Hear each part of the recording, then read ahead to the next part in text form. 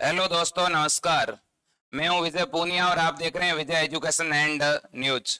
दोस्तों, आज हम बात कर रहे हैं बीएससी नर्सिंग, फार्मेसी और पैरामेडिकल के इस परीक्षा को लेकर चलाई जा रही लाइव क्लास के बारे में। आज फिर से हमारी लाइव क्लास बिल्कुल निर्धारित समय पर प्रारंभ हो चुकी है। दोस्तों, ठीक 5 बजे से हमेशा आपको लाइव बुलेटिन मिलता है, जिसमें आपको फिजिक्स, केमिस्ट्री और बायोलॉजी की क्लासेज मिलती है। और कल हमने फिजिक्स की क्लास स्टार्ट कर दी थी और आगामी दोस्तों 1-2 दिनों के अंदर सभी क्लासें व्यवस्थित शेड्यूल से चलेगी। हमेशा आपको 1 घंटे बायोलॉजी मिल रही है। हमेशा दोस्तों मॉर्निंग में सुबह के टाइम आपको एक फ्री में मॉडल पेपर का सॉल्यूशन 1 घंटे का मिल रहा है।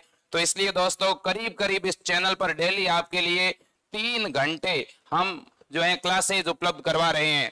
मेरा प्रयास है अब सुबह के टाइम जो आधे घंटे की क्लास आ रही है वो मॉर्निंग में क्लास को बढ़ा करके 1 घंटे की किया जाए।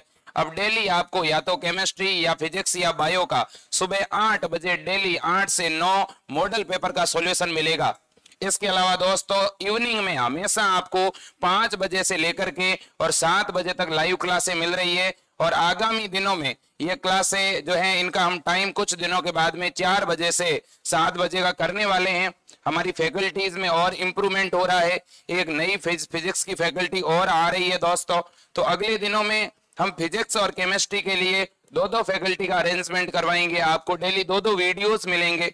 साथ ही साथ हमने दोस्तों बीएससी नर्सिंग, फार्मेसी और पैरामेडिकल के लिए मॉडल पेपर तैयार करवा दिए हैं। इंग्लिश मीडियम के और हिंदी मीडियम के मॉडल पेपर तैयार हैं। जिन बच्चों को मॉडल पेपर परचेज करने हैं, खरीदने हैं, वो तुरंत नीचे दिए गए नंबर पर व्हाट्सएप करें, आपको तुरंत मॉडल पेपर की पीडीएफ मिल जाएगी। मॉडल पेपर की प्राइस हमने बिल्कुल नाम मात्र की रखी है दोस्तों, केवल 100 रुपए प्राइस रखी है, जिसमें आपको 15 मॉडल पेपर प्रोवाइड हो रहे हैं। हर एक मॉडल पेपर का सॉल्यूशन वीडियो मिलेगा, हर एक मॉडल पेपर की की मिलेगी। और तो और दोस्तों फिजिक्स के हर एक प्रश्न को सॉल्व किया हुआ है, प्रश्न के बाद में हर एक क्वेश्चन को बड़े लेवल पर सॉल्व किया हुआ है, केवल ऑप्शन लिखे हुए नहीं है, हर एक प्रश्न का सॉल्यूशन मिलेगा। इसलिए प्यारे दोस्तों, आपको यदि प्रैक्टिस करनी है, आपको देखना है कि मेरी तैयारी किस तरह से चल रही है, मैं कितना तैयार हूं एग्जाम के लिए, तो सबसे बढ़िया तरीका है मॉडल पेपर। और हमने जो मॉडल पेपर तैयार किए हैं वो पिछले 4-5 सालों के पेपर के आधार पर तैयार किए हैं। हमने ब्लूप्रिंट के अकॉर्डिंग मॉडल पेपर तैयार किए हैं। तो इसलिए आप जल्द से जल्द पहले मॉडल पेपर खरीदें। इसके अलावा दोस्तों हमने नोट्स की पीडीएफ तैयार कर दी है। नोट्स में टेलीग्राम चैनल पे डालूंगा, इसलिए नोट्स के लिए मेरे को कोई पर्सनल मैसेज नहीं करें, ठीक है, क्योंकि नोट्स हर एक स्टूडेंट को फ्री में ही मिलेंगे। टेलीग्राम चैनल पर कल जेनेटिक की पीडीएफ मिल जाएगी दोस्तों। तो आगाज करते हैं आज की क्लास का। देखिएगा, हम शुरू कर रहे हैं वही टॉपिक जो कल से चला आ रहा था। हमारा टॉपिक बायो में चल रहा है दोस्तों, म्यूटेशन यानी उत्परिवर्तन। हम उत्परिवर्तन वाले टॉपिक को डिस्कस कर रहे थे और आज इस टॉपिक को आगे लेके चलेंगे। पहले बहुत से बच्चे कह रहे हैं कि सर हम कमेंट नहीं कर पा रहे हैं। तो देखिए, कमेंट आप तब कर पाओगे जब आपके चैनल सब्सक्राइब किया हुआ हो। यदि आपके चैनल सब्सक्राइब किया हुआ नहीं है तो या तो आपका कमेंट हमें दिखेगा नहीं और या आप कमेंट कर नहीं पाओगे। तो हर एक स्टूडेंट पहले चैनल को सब्सक्राइब कर लें, साथ ही साथ बेल आइकन को जो भी ऑन कर लें, जिससे कि आपको हर एक नोटिफिकेशन सबसे पहले मिले। तो देखिए दोस्तों, स्टार्ट करते हैं आज की क्लास। आज की क्लास में मैं सबसे पहले आपके लिए 2 क्वेश्चन लेके आया हूं इस टॉपिक से, जो पिछले पेपर में पूछे गए हैं। एक प्रश्न पूछा गया था दोस्तों 2018 के पेपर में और एक क्वेश्चन पूछा गया था 2016 के पेपर में। ये दोनों ही क्वेश्चन बहुत ही ज्यादा इंपॉर्टेंट है, इसलिए इन दोनों प्रश्नों की तरफ आप ध्यान दीजिएगा। ये जैसे ही दोनों क्वेश्चन आप पढ़ोगे तो आपको हल्का फुल्का आइडिया हो जाएगा कि इस टॉपिक से किस प्रकार के प्रश्न जो हैं वो बनते हैं। एक आइडिया आपको जरूर हो जाएगा। देखिए बच्चों, ध्यान से इस बात को समझना। पहला जो क्वेश्चन हमारा है वो है कि वह गुणसूत्रीय उत्परिवर्तन जिसमें जीन की संख्या में बदलाव नहीं होता। मतलब यह कि दोस्तों एक ऐसे गुणसूत्रीय उत्परिवर्तन के बारे में आपको बताना है जिसमें जीन की संख्या नहीं बदलती, गुणसूत्र की संख्या नहीं बदलती। देखिए, मैंने पहले कई बार बताया है दोस्तों जब जब गुणसूत्रीय उत्परिवर्तन होता है तो जीन की संख्या भी बदलती है, गुणसूत्र की संख्या भी बदलती है, गुणसूत्र की संरचना भी बदलती है दोस्तों। तो क्या कोई ऐसा भी गुणसूत्रीय उत्परिवर्तन हो सकता है क्या जिसमें गुणसूत्र की संख्या बदले ही नहीं? क्या ऐसा संभव है क्या? जी हाँ, बिल्कुल संभव है दोस्तों। और वो ऑप्शन कौन सा होगा? पहले इसका आंसर आपसे चाहता हूं, आप नीचे कमेंट बॉक्स में आंसर दीजिएगा कौन सा ऑप्शन सही होगा। सबसे पहला जो ऑप्शन है वो है विलोपन यानी डिलीशन। इसके बाद में दूसरा है दोस्तों स्थानांतरण यानी ट्रांसलोकेशन। इसके बाद में तीसरा है प्रतिलोमन यानी इन्वर्सन। और इसके बाद में दोस्तों द्विगुणन यानी डुप्लीकेशन। कौन सा आंसर सही होगा आपके अनुसार? आप कमेंट कीजिएगा, कमेंट बॉक्स में जवाब दीजिएगा किस स्टूडेंट का आंसर सही आता है। सबसे पहले देखते हैं, प्रश्न को फिर से पढ़ लीजिएगा दोस्तों। क्वेश्चन है वह गुणसूत्रीय उत्परिवर्तन कौन सा है, वह क्रोमोसोमल म्यूटेशन कौन सा है प्यारे दोस्तों, जिसके अंदर जीन की संख्या नहीं बदलती, जीन की संख्या वही रहती है जो पहले थी। तो विचार करना, इस प्रश्न को समझा रहा हूं, ध्यान से समझना दोस्तों। देखिए ये एक हमारा क्रोमोसोम है यानी गुणसूत्र है, और इसके ऊपर यहां पर एक जीन ए है और यहां पर एक जीन बी है, इसी तरह से यहां पर सी है और यहां पर एक जीन डी है। एक क्रोमोसोम की भुजा पर टोटल 4 गुणसूत्र है दोस्तों, और ये 4 गुणसूत्र किस तरह से अपने आप को चेंज कर रहे हैं देखना। अगर ये ऊपर से गुणसूत्र डिलीट हो जाता, हट जाता, तब दोस्तों जो है जीनों की संख्या घट जाती। अगर यहाँ एक कोई नया जो है वह जीन आके जुड़ जाता तब भी जीनों की संख्या बदल जाती दोस्तों। तो जीनों की संख्या कब नहीं बदलेगी, ध्यान से सुनना इस बात को, जीन की संख्या तब नहीं बदलेगी जब ये जो जीन डी है वो सी के स्थान पे आ जाए और जीन सी जो है वो किसके स्थान पे आ जाए, डी के स्थान पे आ जाए। मतलब ये कि एक जीन दूसरे को प्रतिस्थापित करे, पहला दूसरे की जगह और दूसरा पहले की जगह। और दोस्तों इस घटना को बोला क्या जाता है, प्रतिलोमन या इन्वर्सन। याद रख लेना, क्वेश्चन आपके बीएससी के एग्जाम में आ चुका है, इसलिए आप इस बात को ऐसे समझ सकते हो कि प्रश्न बहुत ही सिंपल नॉर्मल आते हैं दोस्तों। एक ऐसा प्रश्न आया, यह प्रश्न वो स्टूडेंट भी कर सकता है जिसने अपने 12th की क्लास में नॉर्मली पढ़ा है, वो भी तो कर सकता है। क्यों ऐसा कह रहा हूं? ऐसा इसलिए कह रहा हूं दोस्तों क्योंकि इस प्रश्न की लैंग्वेज को देख करके भी आप बहुत कुछ चीजें सही कर सकते हो। क्या कहा इसने कि ऐसा गुणसूत्रीय उत्परिवर्तन जिसमें जीन की संख्या नहीं बदलती। तो डिलीशन में तो संख्या बदल जाएगी, स्थानांतरण में संख्या बदल जाएगी, लेकिन इन्वर्सन में संख्या नहीं बदलेगी, द्विगुणन में भी संख्या बदल जाएगी। अब दोस्तों अगले प्रश्न पे आते हैं। यह आपके 2016 के एग्जाम में पूछा गया प्रश्न है। अब मेरा हमेशा प्रयास रहेगा, मैं कम से कम 2 से 3 प्रश्न डेली लेके आऊंगा कि संबंधित टॉपिक से कैसे प्रश्न पूछे गए हैं दोस्तों। तो देखिएगा, अगले प्रश्न के आंसर को भी आप कमेंट बॉक्स में नीचे जवाब दीजिएगा कि आपके अनुसार इसका आंसर सही कौन सा होना चाहिए।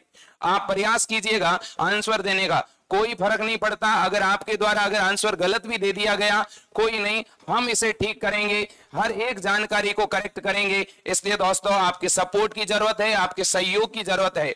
जितने भी मेरे स्टूडेंट जो अभी टेलीग्राम चैनल पे नहीं आए हैं उनसे रिक्वेस्ट है कि नीचे दी गई लिंक पे क्लिक करें और टेलीग्राम चैनल को ज्वाइन कर लें। साथ ही साथ हम जो भी क्लास प्रोवाइड करवा रहे हैं बिल्कुल निःशुल्क है, बिल्कुल फ्री है। हमारी तरफ से इन हर एक क्लास के नोट्स भी आपको हिंदी मीडियम के और इंग्लिश मीडियम के निःशुल्क यानी फ्री में मिलेंगे टेलीग्राम चैनल पे, तो इसलिए उसे जरूर ज्वाइन कर लेना। साथ ही साथ दोस्तों 2016, 17, 18, 19 और 20 के जो प्रीवियस ईयर के पेपर हैं वो भी आपको टेलीग्राम चैनल पे ही मिल जाएंगे। और हमने दोस्तों मॉडल पेपर तैयार किए हैं बीएससी नर्सिंग के लिए। तो जिनको मॉडल पेपर चाहिए बीएससी नर्सिंग, फार्मेसी और पैरामेडिकल के, हिंदी मीडियम में भी उपलब्ध है, इंग्लिश मीडियम में भी उपलब्ध है। हम नीचे दिए गए व्हाट्सएप नंबर पे आप मैसेज करके प्राप्त कर सकते हैं। साथ ही साथ दोस्तों एक बहुत बड़ी खुशखबरी वर्तमान समय में सुनने में आ रही है। नॉरसेट एग्जाम के बारे में आपने सुना होगा।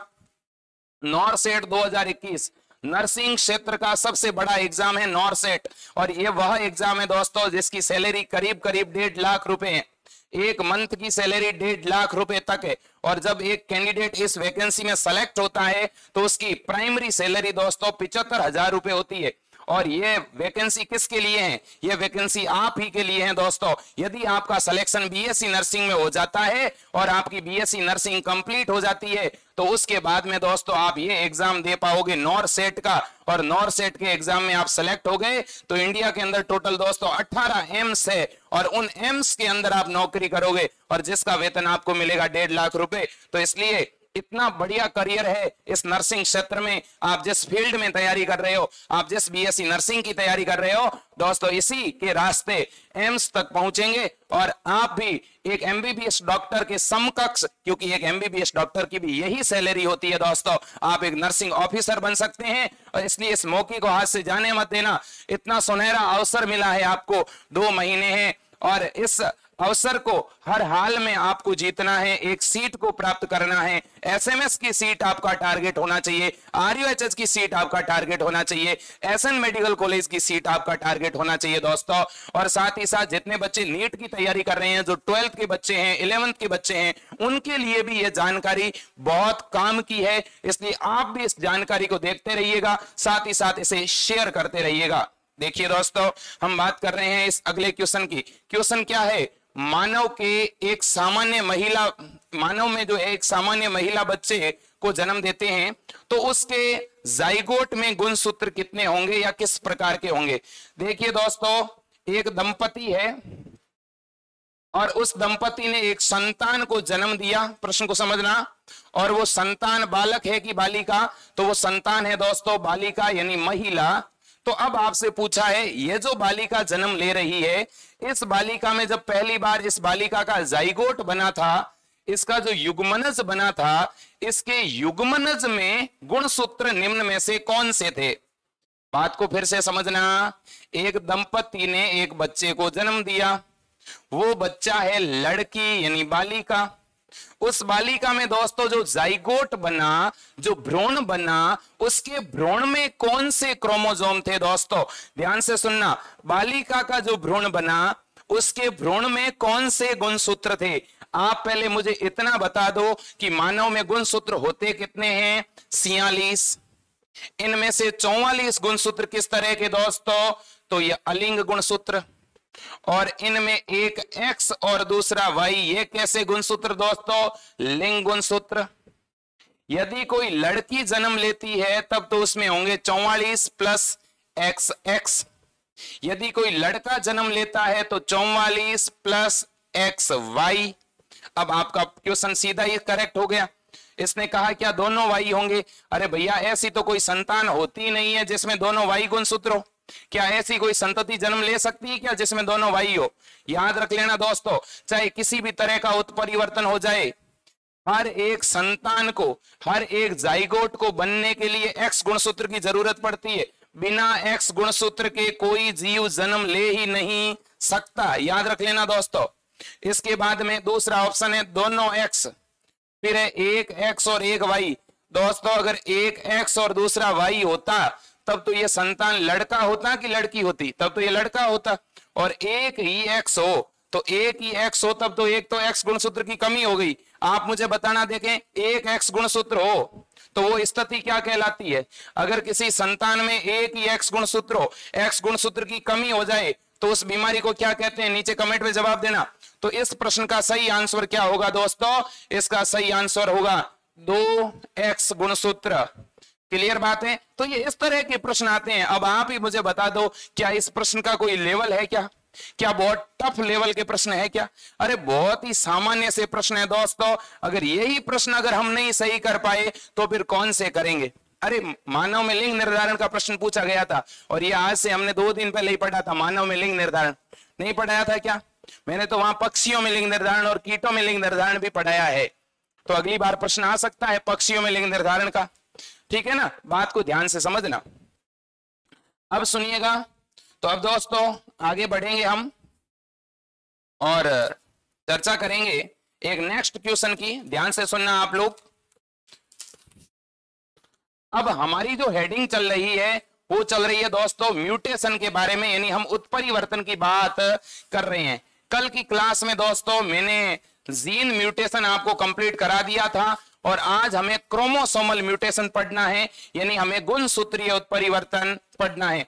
प्यारे दोस्तों, एक बात बताना चाहता हूं, जितनी भी जानकारी मैं समझा रहा हूं, मैं हर एक बात तथ्यात्मक बता रहा हूं। हर एक बताया गया पॉइंट आपके लिए जरूर जो है एग्जाम में पूछा जाएगा। इसलिए मेरा आपसे निवेदन है कि आप प्रत्येक जानकारी को नोट करें, ठीक है। अगर कोई जानकारी पीछे रह रही है, वीडियो को पॉज करें, ठीक है, और अच्छी तरह से हर एक जानकारी को लिखें। अगर मैं 4 लाइनें बता रहा हूं तो आप 4 लाइनें और अपनी तरफ से बुक्स में से देख के नोट करें। लेकिन आपको थ्योरी फिलहाल नहीं लिखनी है, आपको पॉइंट बना करके नोट्स बनाने हैं, क्योंकि यहाँ छोटे ऑब्जेक्टिव टाइप प्रश्न आएंगे। फिलहाल कोई सब्जेक्टिव जानकारी नहीं पूछी जाएगी। अब देखिए दोस्तों, तो आज अपने को बात किसके बारे में करनी है? आज हमें बात करनी है क्रोमोसोमल म्यूटेशन के बारे में। किसके बारे में करनी है दोस्तों? Chromosomal mutation.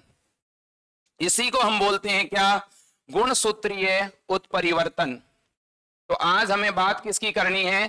गुणसूत्रीय उत्परिवर्तन की। ध्यान पूर्वक अगर समझोगे हर एक बात समझ में आएगी। देखो दोस्तों, गुणसूत्रीय उत्परिवर्तन से एक प्रश्न 2018 में आया हुआ है। 2019 में डाउन सिंड्रोम से रिलेटेड एक प्रश्न आया था। मेरा यह व्यक्तिगत मानना है कि इस बार प्रश्न 100% गुणसूत्रीय उत्परिवर्तन से आएगा ही, आप मान के चले दोस्तों। और यह टॉपिक आपके आरबीएससी के सिलेबस से पहले हटाया हुआ भी था, तो इसलिए इसे बढ़िया तरह से समझना आप। देखिए, गुणसूत्रीय उत्परिवर्तन पहले तो है क्या? गुणसूत्रीय उत्परिवर्तन के बारे में साथियों 2 पॉइंट याद रखो। गुणसूत्रीय उत्परिवर्तन का मतलब यह है कि या तो गुणसूत्र की दोस्तों संख्या में, या तो गुणसूत्र की संख्या में, या दोस्तों गुणसूत्र की क्या संरचना में क्या आ जाए? परिवर्तन। बात को नोट भी कर लेना, गुणसूत्र की संख्या अथवा संरचना में होने वाला परिवर्तन ही गुणसूत्रीय उत्परिवर्तन कहलाता है। गुणसूत्र की या तो संख्या में परिवर्तन होना, या दोस्तों किस में परिवर्तन होना? संरचना में।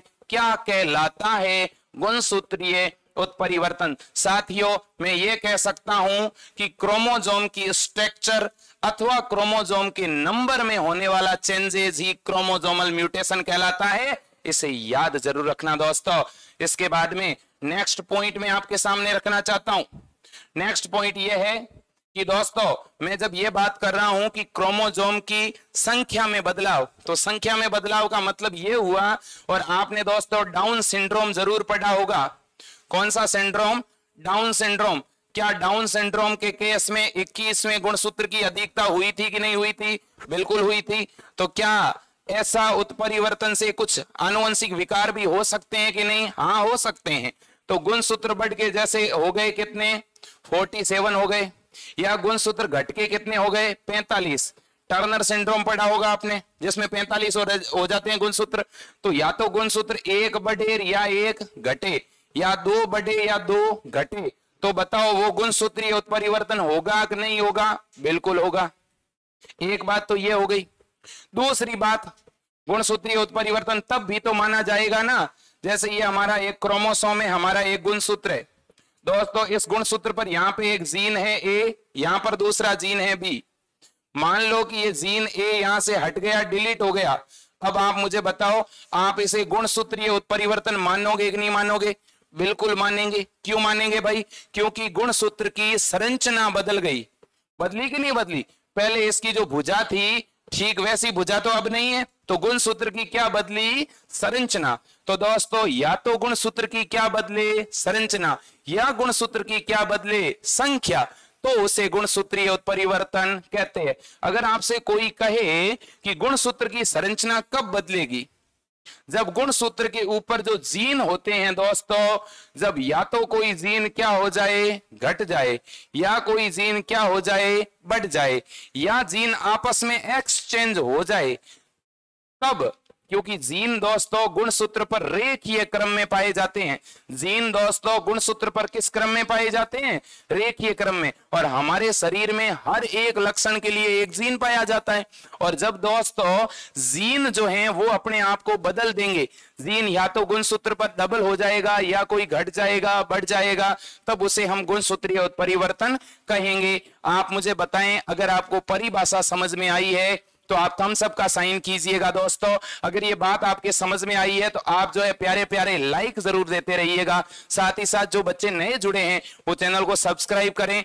और इस चैनल में आप कमेंट जब कर पाओगे दोस्तों, जब आपके चैनल सब्सक्राइब किया हुआ होगा। तो जो साथी कमेंट नहीं कर पा रहे हैं वो चैनल को एक बार सब्सक्राइब जरूर कर लें। सब्सक्राइब जैसे ही कर लोगे आपके कमेंट बॉक्स ऑन हो जाएगा। अब दोस्तों आगे बढ़ रहे हैं और अब हम बात कर रहे हैं गुणसूत्रीय उत्परिवर्तन के प्रकार की, कि भाई गुणसूत्रीय उत्परिवर्तन जो है वो कितने प्रकार का है। Type of chromosomal mutation, type of chromosomal mutation. प्यारे साथियों ध्यान से सुनना, जब हम गुणसूत्रीय उत्परिवर्तन की बात करते हैं तो गुणसूत्रीय उत्परिवर्तन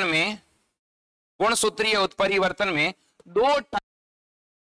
दो कौन से, तो दोस्तों एक जो है वो है स्ट्रक्चरल क्रोमोसोमल म्यूटेशन, यानी प्यारे साथियों एक तो होगा कैसा, संरचनात्मक गुणसूत्रीय उत्परिवर्तन।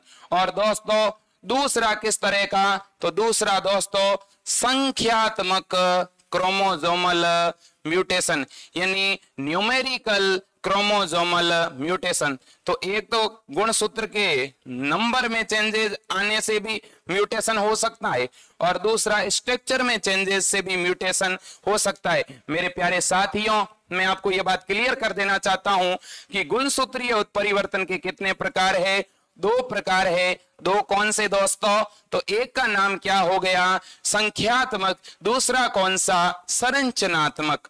दोस्तों संरचनात्मक में क्या होगा, तो संरचनात्मक में क्या होगा, जीनों में क्या आएगा परिवर्तन। किस में परिवर्तन आएगा, जीन में परिवर्तन आएगा। जीन में परिवर्तन कैसे, तो या तो जीन की संख्या में क्या आएगा परिवर्तन। संख्या में किस प्रकार से परिवर्तन आएगा उसकी बात मैं थोड़ी देर बाद में आगे करूंगा।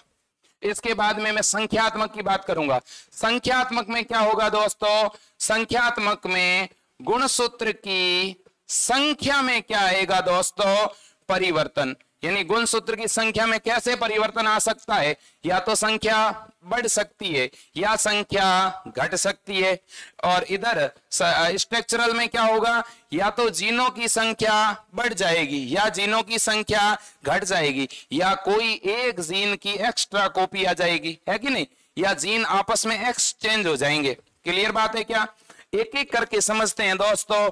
पहले अपन किसकी बात करेंगे, संरचनात्मक गुणसूत्रीय उत्परिवर्तन की। सबसे पहले किसकी बात करेंगे, संरचनात्मक गुणसूत्रीय उत्परिवर्तन की। ध्यान से समझना हर एक बात को और साथ ही साथ नोट करते रहना। जितने भी स्टूडेंट हैं उनसे मेरा निवेदन है कि अगर आपको ये जानकारी बढ़िया लग रही है, अगर आपको ये जानकारी समझ में आ रही है तो आप इस वीडियो को लाइक करें, साथ ही साथ इस चैनल को सब्सक्राइब करें दोस्तों, और आपके अधिक से अधिक दोस्तों तक ये लिंक शेयर करें ताकि हमारे सभी स्टूडेंट इससे जुड़ पाएं। अब मैं आपको समझा रहा हूं संरचनात्मक गुणसूत्रीय उत्परिवर्तन। इससे पहले मैं आपसे एक प्रश्न पूछना चाहूंगा, ध्यान पूर्वक सुनना। यह प्रश्न कल मैंने आपको यह समझाया भी था दोस्तों, सुनिएगा। सबसे पहला जो प्रश्न है आपके लिए वो यह है कि उत्परिवर्तन पर सबसे पहले काम किस वैज्ञानिक ने किया और कौन से पौधे पर किया। बताइएगा दोस्तों, वह कौन सा वैज्ञानिक था जिसने सबसे पहले उत्परिवर्तन पर काम किया।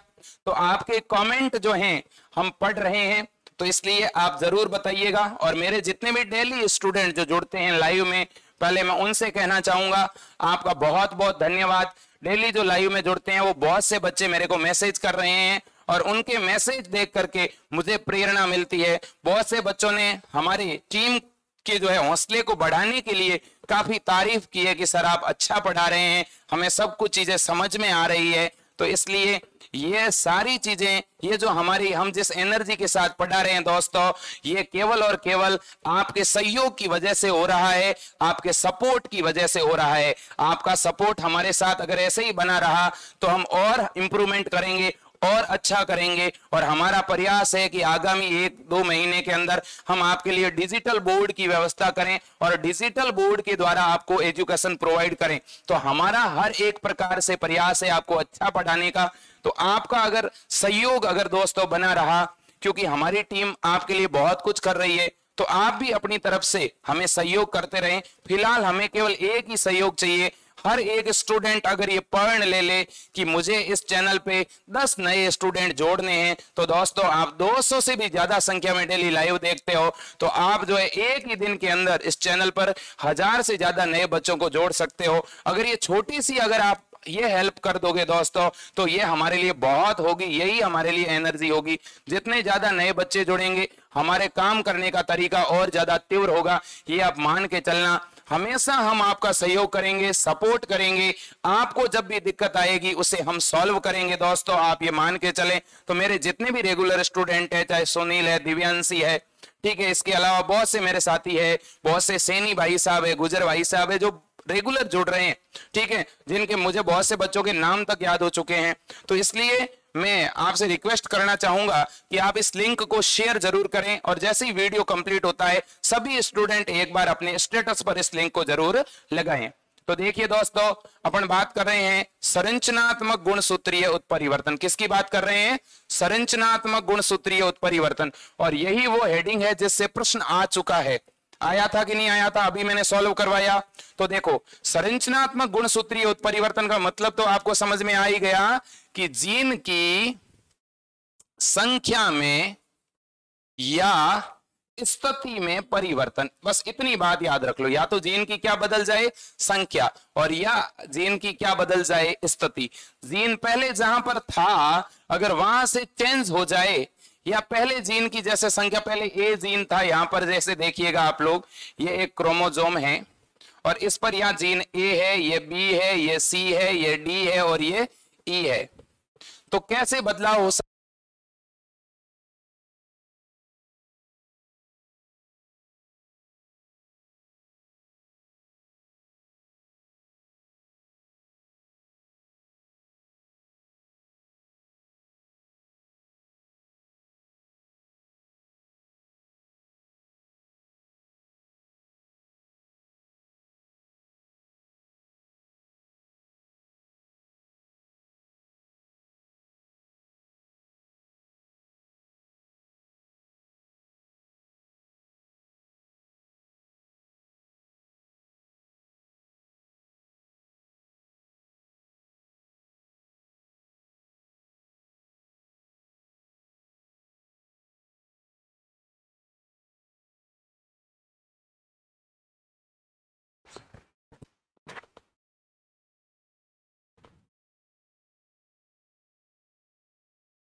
हाँ दोस्तों, तो देखिएगा, मैं बात कर रहा था संरचनात्मक गुणसूत्रीय उत्परिवर्तन की।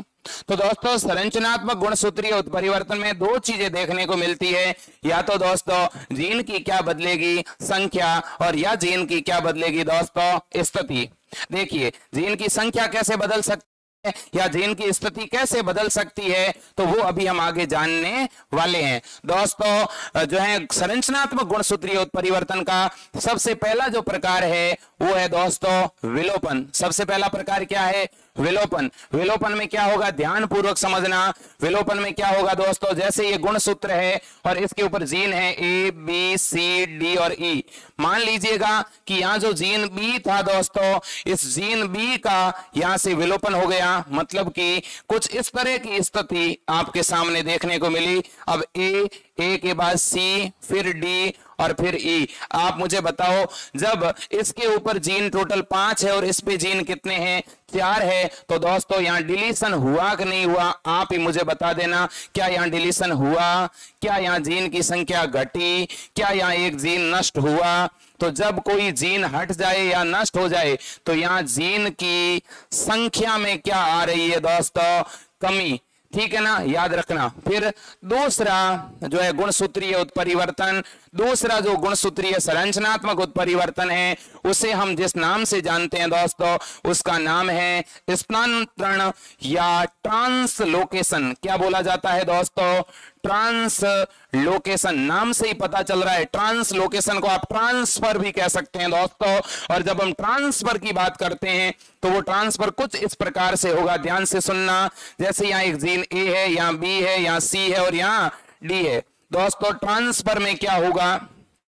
कि जैसे इसके ऊपर ये 4 जीन हैं और इनमें से कोई एक जीन किसी दूसरे जीन के द्वारा ट्रांसफर हो जाए, स्थानांतरित हो जाए। कई बार ऐसा आपने डीएनए के केस में नाइट्रोजनी क्षार के अंदर भी पढ़ा होगा। याद करें, मैंने कल की कक्षा में आपको बताया था, जहां आपने पढ़ा था कि एक बार एडेनिन ग्वानिन ग्वानिन, फिर ग्वानिन ग्वानिन साइटोसिन, यह जैसे कि 2 नाइट्रोजनी क्षार या कोडोन है। तो यहां पर आपने याद करो, आपने पढ़ा था कि जैसे ही एडेनिन क्या हो जाए, हट जाए, तो ऐसी परिस्थिति में यहां पर फ्रेम पूरी तरह से बदल जाती है, फ्रेम शिफ्ट हो जाती है और एक नया कोडोन बन जाता है दोस्तों, जी जी जी। इसी प्रकार से दोस्तों किसमें, स्थानांतरण में कोई भी सिंगल जीन क्या हो जाता है, ट्रांसफर हो जाता है, स्थानांतरित हो जाता है।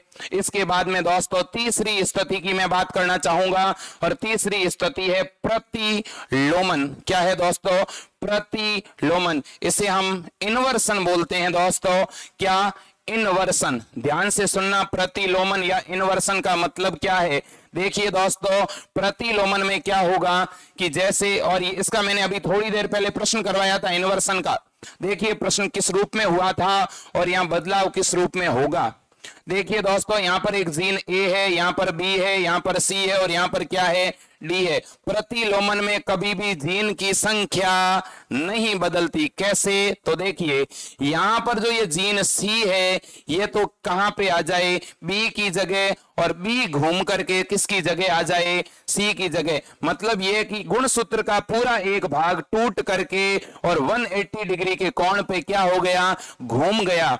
ऐसा होने से कुछ बदलाव ऐसे देखने को मिला, ए के साथ कौन आ गया, सी, और दोस्तों बी के साथ कौन आ गया, डी। ये बदलाव क्यों हुआ? क्योंकि यहां पर इस गुणसूत्र का एक भाग अपनी ही जगह पर क्या हो गया, पूरी तरह से घूम गया। याद रखना, इसी को हम इन्वर्सन कहते हैं, इसी को हम प्रतिलोमन कहते हैं दोस्तों। इस बात को अच्छी तरह से याद रखना। इसके बाद हम बात कर रहे हैं अंतिम प्रकार की संरचनात्मक गुणसूत्रीय उत्परिवर्तन की। 4 प्रकार है प्यारे दोस्तों, और चौथे प्रकार की हम बात कर रहे हैं जिसे बोला जाता है द्विगुणन या डुप्लीकेशन। क्या बोलते हैं? द्विगुणन या डुप्लीकेशन। दोस्तों आज की क्लास में आपका म्यूटेशन कंप्लीट हो जाएगा। म्यूटेशन के लिए मैंने एक वीडियो पहले बना दिया है और ये उत्परिवर्तन का दूसरा वीडियो है। 2 वीडियो में आपका पूरा उत्परिवर्तन इस प्रकार से हमने कंप्लीट करवा दिया है दोस्तों, और इतने सरल शब्दों में, इतनी आसान भाषा में आपको पढ़ाया है कि आपको जीवन में कभी उत्परिवर्तन की परिभाषाएं और डाउट कभी आपके सामने नहीं आएंगे, ऐसा मेरा मानना है। फिर भी आपको म्यूटेशन को लेकर के कोई हल्का फुल्का भी डाउट है, आप कभी भी कमेंट बॉक्स में कमेंट करके पूछ सकते हैं। आपके लिए हमारी टीम 24 आवर्स हाजिर रहेगी दोस्तों, मान के चलना। अब देखिए, तो जो बच्चे कमेंट नहीं कर पा रहे हैं वो एक बार चैनल को सब्सक्राइब कर लेना, जिससे आपका कमेंट बॉक्स तुरंत ऑन हो जाएगा। देखिए द्विगुणन की मैं बात कर रहा हूं। द्विगुणन नाम से ही पता चल रहा है, बहुत नॉर्मल सा प्रश्न है। जैसे कि ये हमारा क्रोमोसोम है, गुणसूत्र है, यहाँ एक जीन ए है, यहाँ पर बी है, यहाँ पर सी है और यहाँ पे दोस्तों क्या है, डी है। द्विगुणन में याद रखना, अगर इस ए जीन का द्विगुणन होता है तो गुणसूत्र पर ए जीन कितने हो जाएंगे टोटल दोस्तों? 2 हो जाएंगे। तो द्विगुणन का मतलब जीनों का बढ़ना, घटना की समान रहना। याद रखना दोस्तों, द्विगुणन में जीनों की संख्या बढ़ेगी, जीनों की संख्या डबल होगी। यहाँ किसका द्विगुणन हुआ दोस्तों? ए का, और इसकी वजह से यहाँ कितने ए जीन आ गए? 2 आ गए। द्विगुणन में जीन क्या होगा? डबल होगा। विलोपन में जीन क्या होगा? हटेगा। प्रतिलोमन में जीनों की संख्या क्या रहेगी? बराबर रहेगी। और ट्रांसफर में एक जीन किसी दूसरे जीन को क्या कर देगा? ट्रांसफर कर देगा। तो संरचनात्मक उत्परिवर्तन कितने प्रकार के हुए साथियों? तो संरचनात्मक उत्परिवर्तन के हमने कितने प्रकार पढ़े हैं? संरचनात्मक उत्परिवर्तन के हमने 4 प्रकार पढ़े हैं। उम्मीद करता हूं आपको यह बात जरूर समझ में आई होगी। अब हम बात कर रहे हैं सबसे मुख्य उत्परिवर्तन, जिसके बारे में हर एक स्टूडेंट को जानना जरूरी है, और वो है आपका संख्यात्मक गुणसूत्रीय उत्परिवर्तन। किसकी बात कर रहे हैं? संख्यात्मक गुणसूत्रीय उत्परिवर्तन की। एक बार सभी स्टूडेंट से निवेदन करूंगा कि आप इस चैनल की लिंक को ज्यादा से ज्यादा शेयर करें, साथ ही साथ जो स्टूडेंट नए जुड़े हैं, पहली बार जुड़े हैं, उनको कहना चाहूंगा कि हमारी टीम ने हिंदी और इंग्लिश मीडियम में मॉडल पेपर तैयार किए हैं बीएससी नर्सिंग फार्मेसी, और इसके अलावा जो अभी नॉर सेट की वैकेंसी आई है उसके भी हमने मॉडल पेपर तैयार किए हैं। तो इसलिए जिनको भी चाहिए मॉडल पेपर नर्सिंग फील्ड से रिलेटेड कोई भी वैकेंसीज हो, चाहे आपको हिंदी मीडियम के चाहिए, इंग्लिश मीडियम के चाहिए, मॉडल पेपर आपको अवेलेबल हो जाएंगे। हर एक ऑथेंटिक जानकारी सॉल्यूशन के साथ मिलेगी। यदि आपको चाहिए तो नीचे दिए गए व्हाट्सएप नंबर पे जरूर मैसेज करना। दोस्तों, बात कर रहे हैं हम किसकी? संख्यात्मक गुणसूत्रीय उत्परिवर्तन की। किसकी बात कर रहे हैं? संख्यात्मक गुणसूत्रीय उत्परिवर्तन की। बहुत ही महत्वपूर्ण हेडिंग, सबसे इंपॉर्टेंट जानकारी, ध्यान से समझना हर एक बिंदु को। देखिए दोस्तों, जब हम संख्यात्मक गुणसूत्रीय उत्परिवर्तन की बात करते हैं तो यहां गुणसूत्र की संख्या बदलेगी, मतलब या तो गुणसूत्र की संख्या बढ़ेगी या गुणसूत्र की संख्या घटेगी, या दूसरा क्या होगा, गुणसूत्र का पूरा सेट बढ़ेगा। पूरे सेट का मतलब यह है कि अगर मेरे पास में एक कोशिका है और जो द्विगुणित अवस्था में है, जिसमें कितने गुणसूत्र है? 46 है। अगर ये 2n से सीधी 4n हो जाए तो भी ये गुणसूत्रीय उत्परिवर्तन कहलाएगा। और ये गुणसूत्रीय में कैसा उत्परिवर्तन? दोस्तों, ये उत्परिवर्तन है संख्यात्मक। याद रखना। तो अब बात कर रहे हैं हम किसकी? संख्यात्मक गुणसूत्रीय उत्परिवर्तन की। तो दोस्तों, संख्यात्मक गुणसूत्रीय उत्परिवर्तन में हम दो महत्वपूर्ण भागों को डिस्कस करते हैं। कितने महत्वपूर्ण भागों को डिस्कस करते हैं दोस्तों? दो महत्वपूर्ण भागों को डिस्कस करते हैं। ध्यान से सुनना, मैं फिर से बताना चाहूंगा, जब हम किसकी बात करते हैं? संख्यात्मक गुणसूत्रीय उत्परिवर्तन की, तो इसके दो टाइप है दोस्तों। दो कौन से टाइप है? देखिए, एक तो है यूप्लॉइडी, एक तो क्या है दोस्तों? यूप्लॉइडी, और दूसरा है दोस्तों एनयूप्लॉइडी। याद रखना, एनयूप्लॉइडी। तो याद रखना, जब हम बात करते हैं संख्यात्मक उत्परिवर्तन की, तो संख्यात्मक गुणसूत्रीय उत्परिवर्तन के कितने टाइप है? दो। एक का क्या नाम है दोस्तों? यूप्लॉइडी। दूसरे का क्या नाम है दोस्तों? एनयूप्लॉइडी। अब ध्यान से सुनना, यूप्लॉइडी, एनयूप्लॉइडी जो है इसको हम बोलते हैं असुगुणिता। हिंदी में क्या बोला जाता है? असुगुणिता। और यूप्लॉइडी को दोस्तों क्या बोला जाता है? सुगुणिता। मैं जब भी ये बात बच्चों को याद कराता हूं तो मेरे याद कराने का एक तरीका है, और वो ये है दोस्तों, जहां सुगुणिता लिखा हुआ हो वहां आप हिंदी में स से पूरा क्या याद रखना? समुच्चय। स से क्या याद रखना? समुच्चय। या स से याद रखना सेट, जिसमें पूरा सेट बदल जाए। क्या बदल जाए दोस्तों?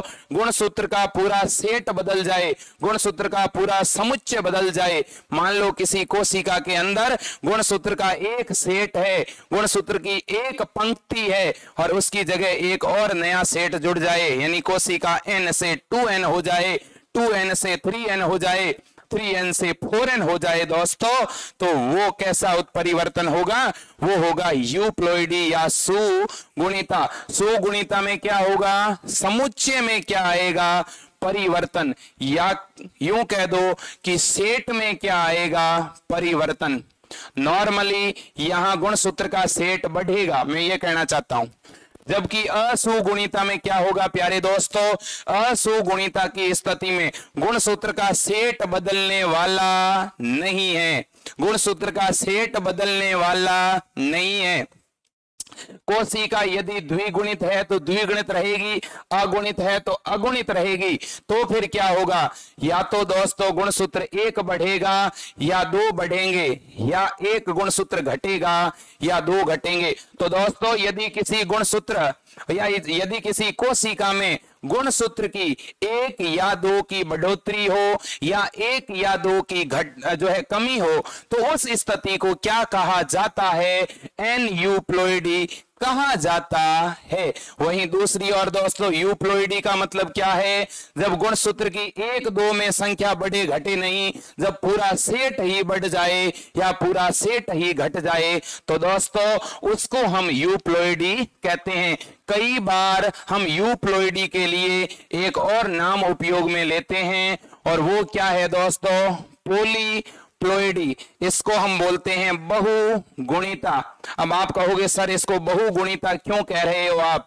तो देखिए दोस्तों, एक कोशिका जो कि द्विगुणित है, एक कोशिका जिसमें गुणसूत्रों के 2 सेट है और उसमें उत्परिवर्तन हुआ और 2 से सीधे कितने सेट हो गए? 4 हो गए। आप ही मुझे बताना, क्या कोशिका की गुणिता बदली है क्या? हाँ, कोशिका 2n से क्या हुई है? 4n। तो बताओ कोशिका में बहुगुणिता हो गई कि नहीं हो गई?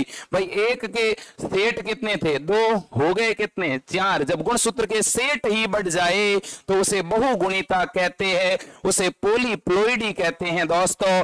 तो क्या यूप्लोइडी एक प्रकार की पॉलीप्लोइडी को भी प्रदर्शित करती है क्या? क्या सभी प्रकार की पॉलीप्लोइडी यूप्लोइडी के अंदर आएगी क्या? हाँ। अब दोस्तों वहीं दूसरी ओर आते हैं, किसमें? एन यूप्लोइडी में। तो एन यूप्लोइडी को दोस्तों 2 भागों में क्या किया गया है? वर्गीकृत किया गया है। एन यूप्लोइडी के कितने प्रकार है? 2। ये बात मैं पहले एक क्लास में आपको समझा चुका हूं, आप याद करना दोस्तों। देखिएगा, असुगुणिता के अंदर दोस्तों एक होती है हाइपर प्लोइडी और दोस्तों दूसरी होती है हाइपोप्लोइडी। क्या? एक होती है हाइपर प्लोइडी और दूसरी होती है हाइपोप्लोइडी। मेरे साथियों ध्यान से इस बात को समझना, हिंदी में भी बताना चाहूंगा साथ में। हाइपर प्लोइडी का मतलब होता है अधिगुणिता और दोस्तों हाइपोप्लोइडी का मतलब होता है अधोगुणिता। बहुत से बच्चे यहां पर इन नामों में बहुत बार कंफ्यूज होते हैं और मैं अक्सर उनको कहता हूं, जहां अधि शब्द लिखा हुआ है उसका मतलब है अधिक, तो सीधी सी बात है अधो का मतलब क्या हो जाएगा? कम। हाइपर का मतलब होता है ज्यादा, तो हाइपो का मतलब क्या हो जाएगा दोस्तों? कम। याद रखना प्यारे दोस्तों, अगर आपसे कोई कहे कि हाइपर प्लोइडी में क्या होगा, तो हाइपर प्लोइडी में गुणसूत्र की जो संख्या है, गुणसूत्र की जो संख्या है उसमें या तो 1 या कितने दोस्तों 2 गुणसूत्र की क्या आएगी? वृद्धि। अधोगुणिता में क्या होगा? 1 या 2 क्रोमोसोम की क्या होगी दोस्तों? कमी। जब 1 या 2 गुणसूत्र घटे तो अधोगुणिता और जब 1 या 2 गुणसूत्र बढ़े तो अधिगुणिता। बात समझ में आई कि नहीं आई आपके? देखिए मैं फिर से बताना चाहूंगा, असुगुणिता में क्या हो रहा है? असुगुणिता में 1 या कितने 2 गुणसूत्र क्या हो रहे हैं? या तो बढ़ रहे हैं या उनकी क्या हो रही है? कमी। और जबकि पूरा एक सेट बढ़े, ठीक है ना, या गुणसूत्र के कितने सेट बढ़े? 2 सेट बढ़े, तो उस स्थिति को क्या कहते हैं दोस्तों? यूप्लोइडी। तो एन यूप्लोइडी में तो 1 या 2 बढ़े या घटे और यूप्लोइडी में पूरा सेट ही बढ़ गया। याद रखना, क्या यूप्लोइडी के अंदर बहुगुणिता को शामिल कर सकते हो क्या? हाँ, ठीक है। इसमें कोशिका 2n से 3n, 3n से 4n, 4n से 5n हो रही है। अब बात को सुनना, महत्वपूर्ण तथ्य आ रहा है। अब सुनिए प्यारे दोस्तों, अब इस हाइपरप्लोइडी के अंदर, इस हाइपरप्लोइडी के अंदर दोस्तों 2 स्थिति है। 2 स्थिति कैसे है? देखो, ये हमारी द्विगुणित कोशिका और ये भी हमारी कैसी कोशिका है? द्विगुणित है। ये पूरा आरेख आप जरूर बनाना दोस्तों, ठीक है। और पूरे बोर्ड तक चीजें लगभग नीचे तक क्लियर हो रही होगी, ठीक है। इसलिए आप हर एक बात को नोट जरूर करना प्यारे साथियों। अगर आपके ये बात समझ में आ रही है, इस वीडियो को एक बार लाइक जरूर कर लेना, साथ ही साथ कमेंट बॉक्स में आप कमेंट करना थम्स अप का, अगर ये बात आपके समझ में आ रही है तो। और अगर आपको कोई डाउट है तो कमेंट बॉक्स में जरूर लिखना साथियों। आपके सामने एक प्रश्न जरूर रखना चाहूंगा मैं, ध्यान से सुनना। मैं प्रश्न पूछना चाहता हूं आपसे, सुनिएगा प्रश्न क्या है। आपसे एक क्वेश्चन पूछना चाहता हूं कि एक साइंटिस्ट था दोस्तों जिसका नाम था मूलर। कल हमने पढ़ा था, मूलर ने किस जंतु पर एक्स किरणों का उपयोग किया था? बताइए, देखें कमेंट बॉक्स में आंसर दीजिएगा। मूलर ने किस जंतु पर एक्स किरणें डाल करके उत्परिवर्तन का प्रयोग करवाया था। कमेंट बॉक्स में सबसे पहले आंसर आना चाहिए दोस्तों आपका, क्योंकि कल की कक्षा में यह जानकारी हमने समझी थी और हर एक बात आप नोट कर रहे होंगे, ऐसा मेरा मानना है दोस्तों। तो देखिएगा, हम बात कर रहे हैं अधिगुणिता की, जिसमें दोस्तों गुणसूत्र अधिक हो रहे हैं। तो एक द्विगुणित कोशिका में अगर कितना गुणसूत्र अधिक हो, एक गुणसूत्र ज्यादा हो, एक गुणसूत्र बढ़े, तो दोस्तों इसे ट्राइसोमी कहते हैं। क्या कहते हैं दोस्तों? ट्राइसोमी। और जबकि द्विगुणित कोशिका में कितने गुणसूत्र बढ़े, 2 गुणसूत्र बढ़े, तो इसे दोस्तों टेट्रासोमी कहा जाता है। अनेकों बार पूछा गया प्रश्न है ट्राइसोमी और टेट्रासोमी के बारे में। पहले इस बात को आप समझ भी लो कि एक द्विगुणित कोशिका है तो उसमें गुणसूत्रों के कितने सेट होंगे? 2 सेट होंगे। ये मान लो एक कोशिका है, द्विगुणित है, तो आप इस बात को समझो कि इसमें गुणसूत्र का ये एक सेट और ये दूसरा सेट। ठीक है, तो ये कोशिका कैसी? 2n। मान लो ये दूसरी जोड़ी का गुणसूत्र है, यहां एक गुणसूत्र बढ़ गया, तो जब एक गुणसूत्र बढ़ेगा तो यहां 2 के बजाय कितने गुणसूत्र हो जाएंगे? 3। तो जब 2 के बजाय 3 गुणसूत्र हो गए तो इस 2n+1 को मैं क्या कहूंगा? तो मैं इसे 3 को क्या बोलते हैं? ट्राई। तो मैं इसे क्या कहूंगा? ट्राइसोमी। सही बात है, गलत बात है? और अगर दोस्तों इस जोड़ी में टोटल 2 गुणसूत्र बढ़ जाए, जब इस जोड़ी में 2 गुणसूत्र बढ़ जाएंगे तो इस जोड़ी में कुल कितने हो जाएंगे? 4। 4 को क्या कहते हैं? टेट्रा। तो इसे क्या बोलोगे?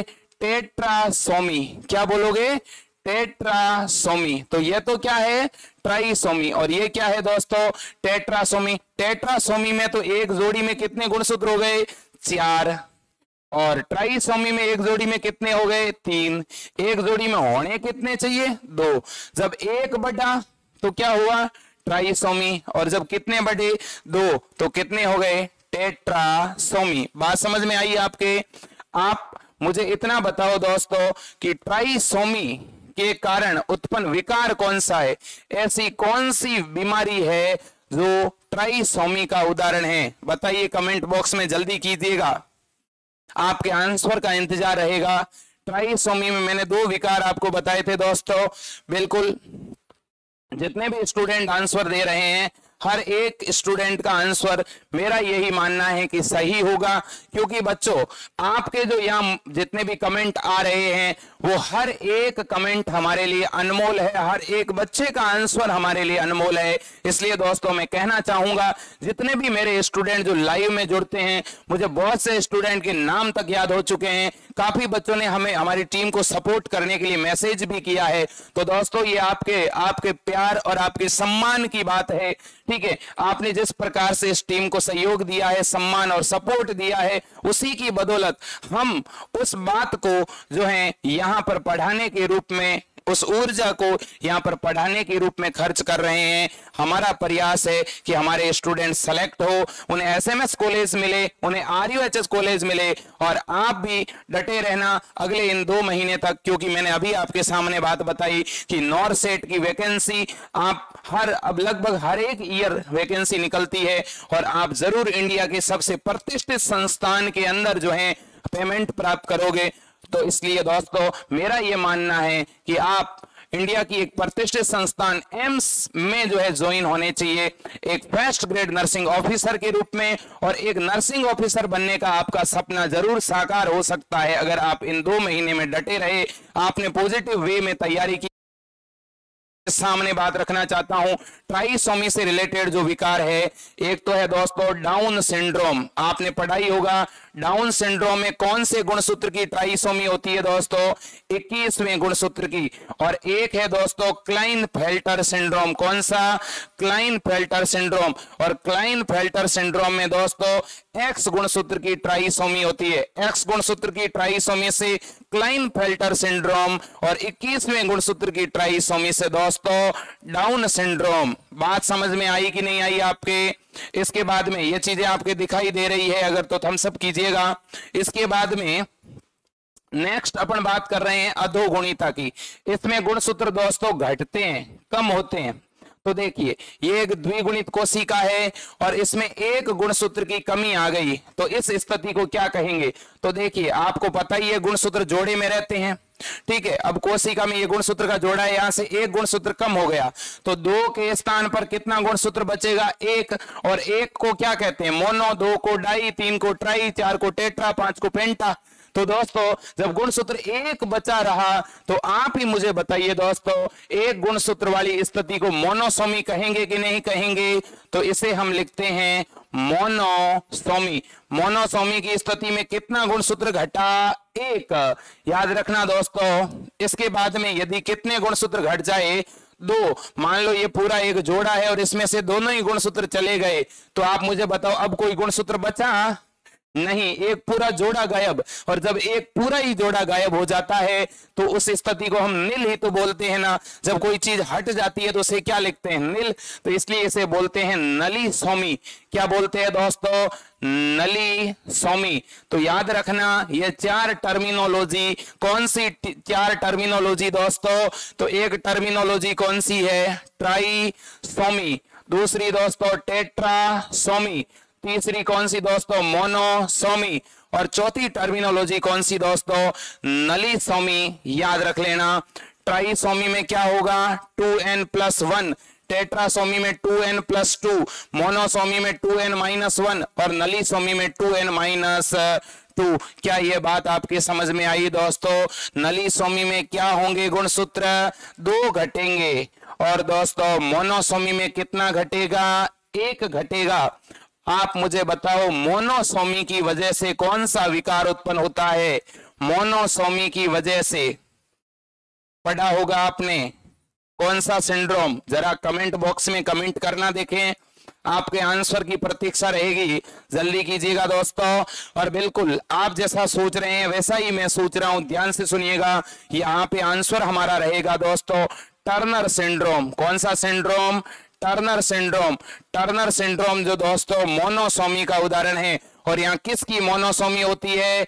एक्स गुणसूत्र की। तो दोस्तों जब एक एक्स गुणसूत्र की कमी हो जाए तो उसे टर्नर सिंड्रोम कहेंगे।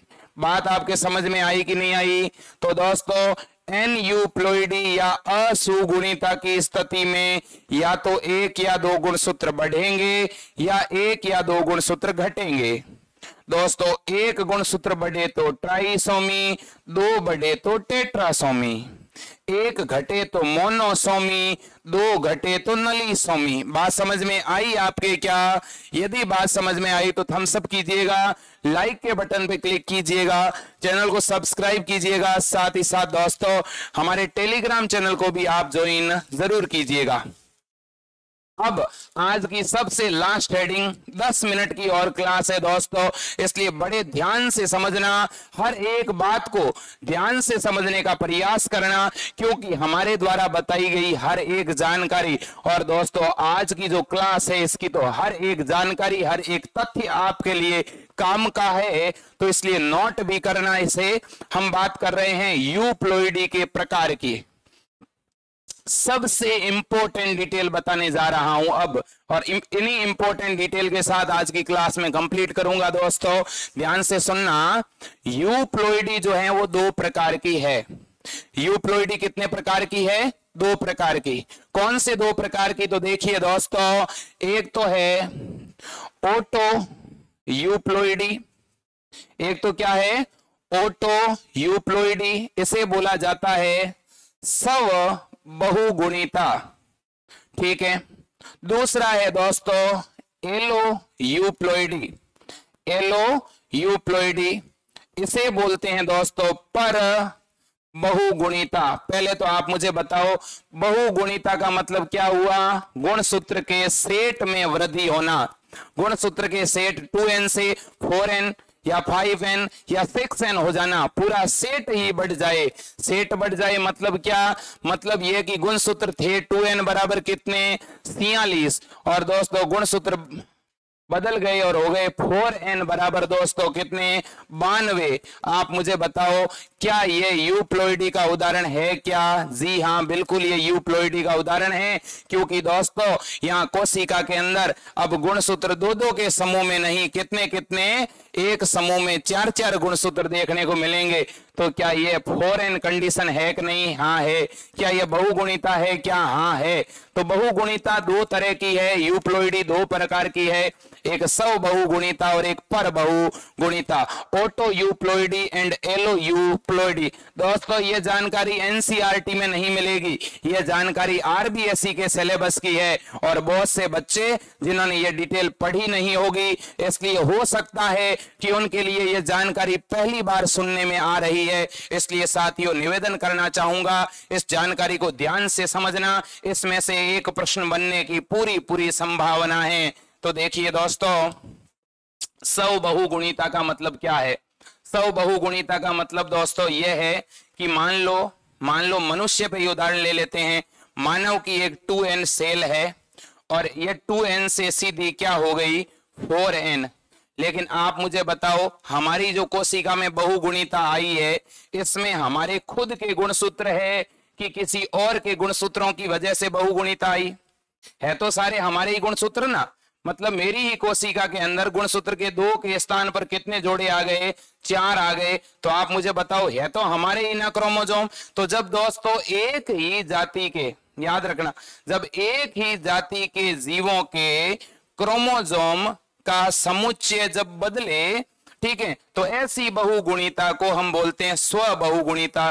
तो स्व बहुगुणिता, एक ही जाति के जीवों के जो गुणसूत्रों के समुच्चय है वो बढ़े तो उसे बोलते हैं स्व बहुगुणिता। और दोस्तों अगर मैं बात करूं पर बहुगुणिता की, तो इसमें क्या होगा? देखो, पर बहुगुणिता के केस में क्या होगा, ध्यान से समझना। पर बहुगुणिता के केस में क्या होगा दोस्तों? मैंने 2 पादप लिया, मैंने एक पादप लिया गोभी का और एक पादप दोस्तों मैंने जो है वो लिया मूली का। आपको पता होना चाहिए इन दोनों पौधों के बीच में क्या करवाया जा चुका है दोस्तों? संकरण करवाया जा चुका है। और इन दोनों के गुणसूत्र, इसके भी और इसके भी दोस्तों, ठीक है ना, इन दोनों के गुणसूत्र एक पौधे में क्या किए गए हैं? तो इसकी 2n केंद्रक और इसका 2n केंद्रक दोनों को हमने मिला दिया। तो बताओ यहाँ नई जो कोशिका बनेगी वो कैसी होगी? 4n। अब आप मुझे बताओ ये बहुगुणिता है कि नहीं है? बिल्कुल है दोस्तों, क्योंकि इसके भी गुणसूत्र और इसके भी गुणसूत्र हमने एक ही कोशिका में इकट्ठे कर दिए। लेकिन ये जो बहुगुणिता है ये दोनों एक ही जाति के पौधों की वजह से उत्पन्न हुई है कि 2 अलग अलग जाति के पौधों की वजह से? तो आपका आंसर होगा सर ये तो 2 अलग अलग जाति के पौधे हैं।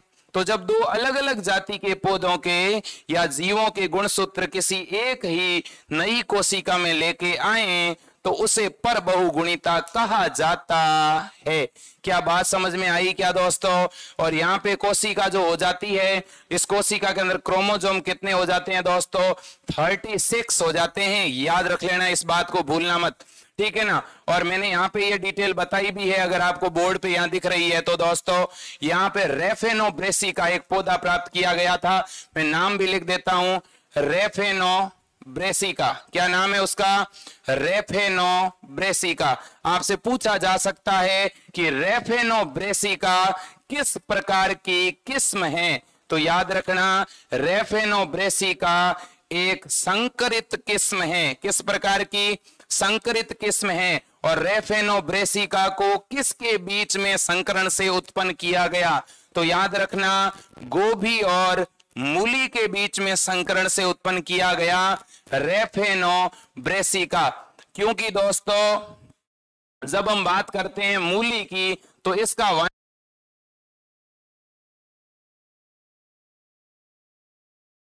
आप मुझे देखें गोभी का वानस्पतिक नाम क्या होगा? अगर किसी बच्चे को याद है तो नीचे कमेंट बॉक्स में जरूर कमेंट करना अगर आपको इसका वानस्पतिक नाम याद है तो। दोस्तों इसका वानस्पतिक नाम है ब्रेसिका ओलेरेसिया। क्या नाम है इसका? Brassica oleracea. तो देखिए दोस्तों यहां पे आप मुझे 2 ही बातें बताओ। गोभी से तो क्या लिया गया? ब्रेसिका। मूली से क्या लिया गया? रेफेनस। और दोनों को जोड़ करके बना दिया रेफेनोब्रेसिका। तो रेफेनोब्रेसिका में रेफेनो शब्द का मतलब है रेफेनस यानी मूली, और ब्रेसिका का मतलब है ब्रेसिका ओलेरेसिया यानी गोभी। बहुत ही मोस्ट क्वेश्चन बनेगा यहां से, मुझे लगता है आपके परीक्षा की दृष्टि से ये सबसे इंपॉर्टेंट क्वेश्चन है इस टॉपिक का कि रेफेनोब्रेसिका किस प्रकार की किस्म है। तो आपका आंसर होगा पर बहुगुणित। किसके बीच में संकरण से उत्पन्न हुई दोस्तों? तो ब्रेसिका ओलेरेसिया एंड रेफेनस सैटाइवम, याद रखना मूली और गोभी के बीच में। अब एक बार ये प्रश्न भी आ चुका है कि रेफेनोब्रेसिका चूंकि संकरण से उत्पन्न हुआ है और अधिकांश दोस्तों संकरण से उत्पन्न होने वाले जीव फिर अगली पीढ़ी में जाकर के पुनः जनन नहीं कर पाते। जैसे उदाहरण के लिए दोस्तों खच्चर का उदाहरण आपने सुना होगा, जो कि गधे और घोड़े के बीच में संकरण से उत्पन्न किया गया था। वह भी पूरी तरह से स्टेराइल होता है, बंध्य होता है, वह कभी भी अपने जैसा खच्चर पैदा नहीं कर सकता। इसी तरह से दोस्तों रेफेनोब्रेसिका भी क्या है? स्टेराइल है, बंध्य है, ये अपने जैसी रेफेनोब्रेसिका पैदा नहीं कर सकती। इसके बाद में एक और दोस्तों पर बहुगुणित किस्म है, उसका मैं यहां पे नाम बताना चाहूंगा। दोस्तों मैंने कल आपके सामने ये प्रश्न भी रखा था कि गेहूं और राई दोनों के बीच में संकरण करवा करके दुनिया की जो है पहली पर बहुगुणित किस्म तैयार की गई थी, वो कौन सी थी? याद रखना उसका नाम है टिट्रिकेल। क्या? टिट्रिकेल नाम याद रखना। टिट्रिकेल क्या है? तो याद रखना ये पर बहुगुणित किस्म है और ये पहली पर बहुगुणित किस्म, याद रखना। और इसे पैदा कैसे किया गया? तो दोस्तों गेहूं और किसके बीच में? राई के बीच में हमने क्या कराया? संकरण करवा करके इसे पैदा किया गया। आप मुझे बताना रेफेनोब्रेसिका ये पर बहुगुणित किस्म है क्या? हाँ। टिट्रिकेल पर बहुगुणित किस्म है क्या? हाँ। ठीक है ना। ये बात अगर आपके समझ में आई है तो आप जो है एक बार इस वीडियो को लाइक करना दोस्तों। इसके साथ साथ थम्स अप का साइन जरूर करना, जिससे मुझे लगेगा कि आपको आज की बात सारी समझ में आई है। साथ ही साथ सभी साथियों से अनुरोध करूंगा कि अभी तक यदि आपने मॉडल पेपर नहीं परचेज किए हैं तो नीचे दिए गए व्हाट्सएप नंबर पर तुरंत मैसेज कीजिएगा मॉडल पेपर लेने के लिए। मॉडल पेपर की फिलहाल प्राइस 100 रुपए रखी गई है, जिसमें 15 मॉडल पेपर मिलेंगे और 15 मॉडल पेपर के साथ 5 और पेपर फ्री मिलेंगे।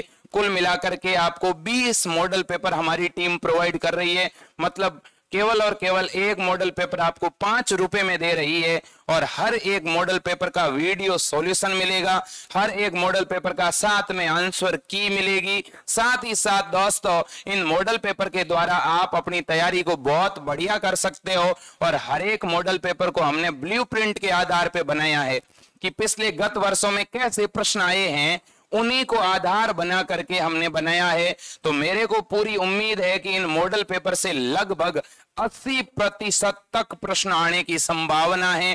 ठीक है, तो इसलिए दोस्तों बहुत मददगार होंगे। साथ ही साथ दूसरी बड़ी बात यह कि मैं कल जो है क्लास शुरू होने से पहले जेनेटिक के नोट्स टेलीग्राम चैनल पर डाल दूंगा, इसलिए नोट्स के लिए मुझे फिलहाल कोई मैसेज मत करना, नोट्स आपको मिल जाएंगे।